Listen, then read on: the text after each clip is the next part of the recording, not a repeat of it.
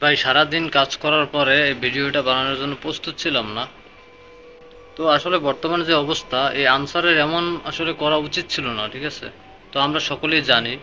তো এই অবস্থায় এমন কাজ করা উচিত ওদের বিরুদ্ধে, আসলে যেটা আসলে আমরা পারি না। পাশার উপরে বাইরেই তো হয় লাঠি দিয়া, যতক্ষণ ইচ্ছা মনে হয় অতক্ষণ।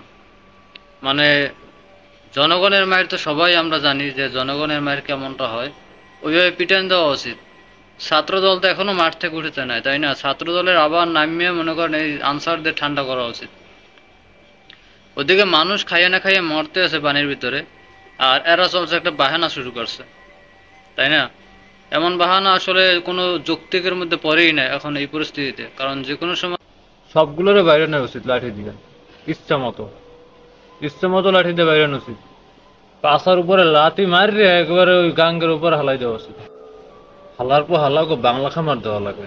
দেশের এই পরিস্থিতিতে ওরা করে ন্যাকামো। মানুষ অসহায়, কত মানুষ মারা যাইতে আছে, তাই না?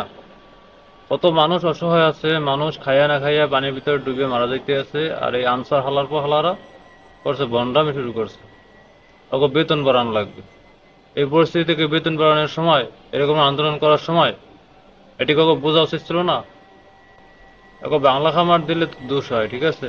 আপনারা বলবেন যে মোল্লায় কয় কি, সবগুলোরে বাইরে নেওয়া উচিত লাঠি দিয়ে, ইচ্ছা মতো। ইচ্ছা মতো লাঠি দিয়ে বাইরে নেওয়া উচিত। পাশার উপরে লাথি মারিয়ে একবারে ওই গাঙ্গের উপর হালাই দেওয়া উচিত।